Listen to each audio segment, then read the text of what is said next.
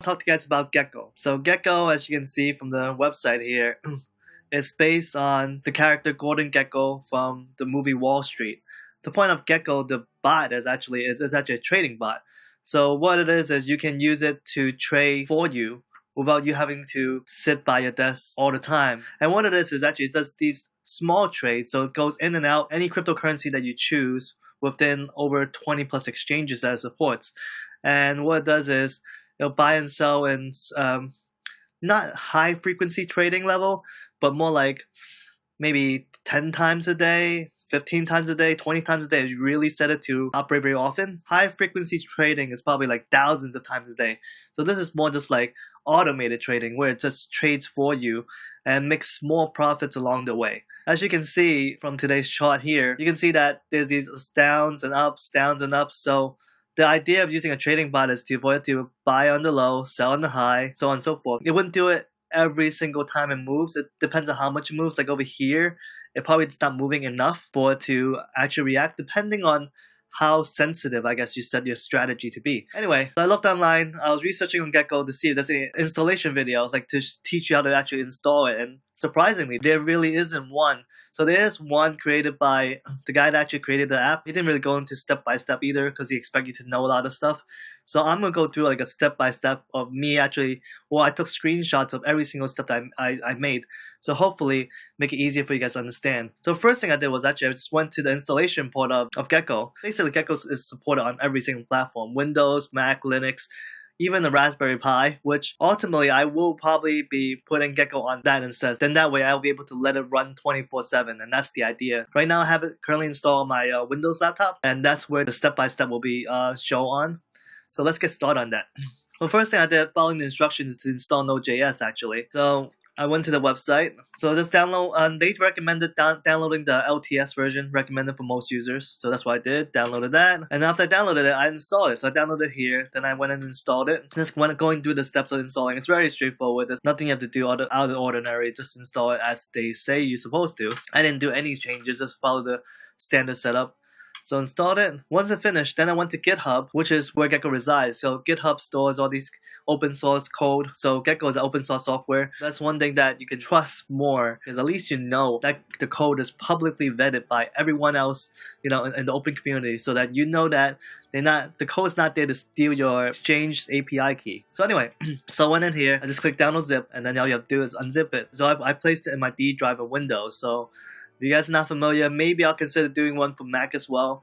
Ultimately, I might have a couple of videos covering Gecko, just because it's a more involved topic. All you have to do is unzip the file, so you extract all, unzip it. So after you unzip it, press the Windows button and type in Node, and then depending on what version of Windows you have, I'm assuming Windows 10, it'll bring up Node.js command prompt. So this is the command prompt that you want to use to run Node.js, which is what you just installed previously.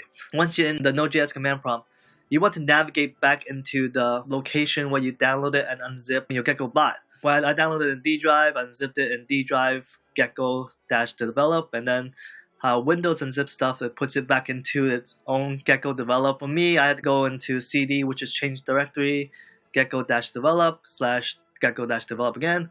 So that's when I got into the directory. Once I did that, then I can install the additional Gecko dependencies. These are the dependencies that Gecko needs in order to run properly. So all you have to do is follow the command line, npm install -- only = production. So basically just copy and paste it in here, and then press enter, and then it starts extracting it. So this will only work if you are in the correct directory. If you don't know how to navigate to the correct directory, that would be a problem for you, and hopefully you can find some information online on how to navigate around command prompt. So it'll finish and tell me that it finished installing all the dependencies needed by Gecko. So I didn't see any error messages in here. So that means I'm good to go.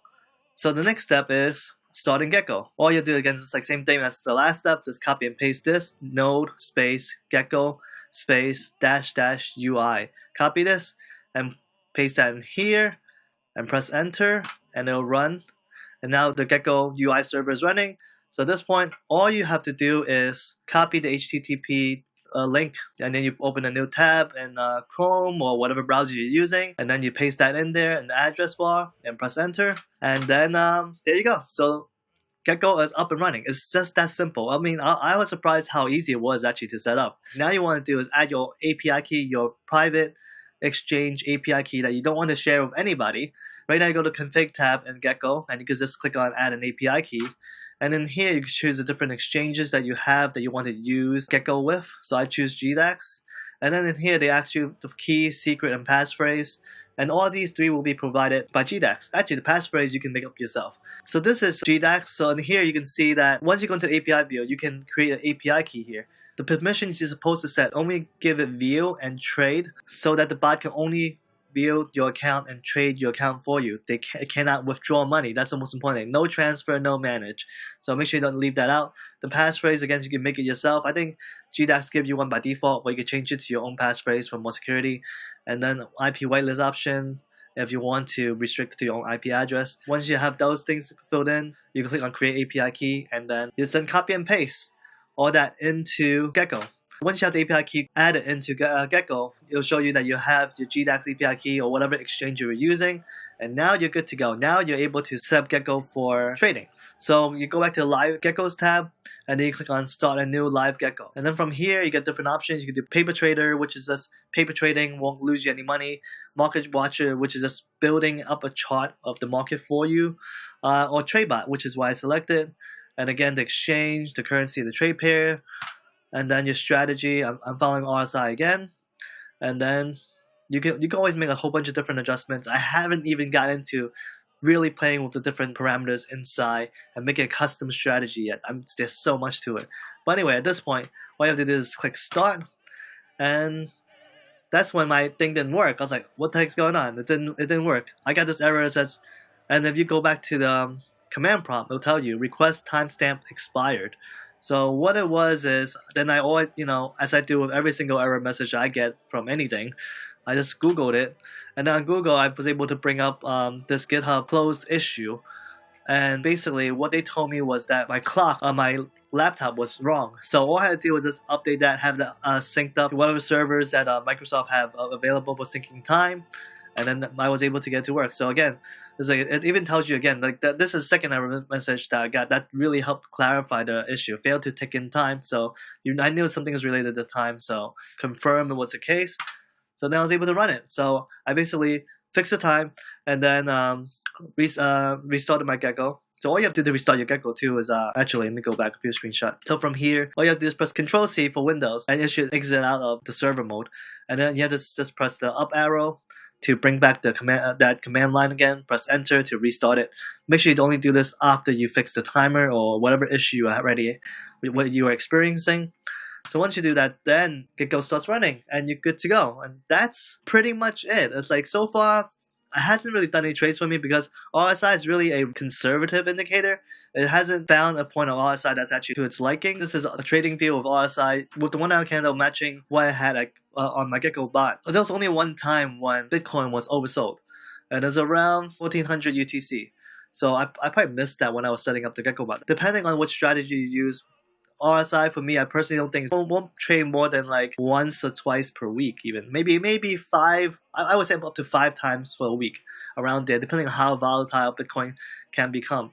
But the idea is to just make tiny trades to make some profit off of Bitcoin while it's trading sideways. So that's the idea of the trading bot. Anyway guys, so this is my video for today. Let me know what you guys think. Leave a comment down below. Like and subscribe.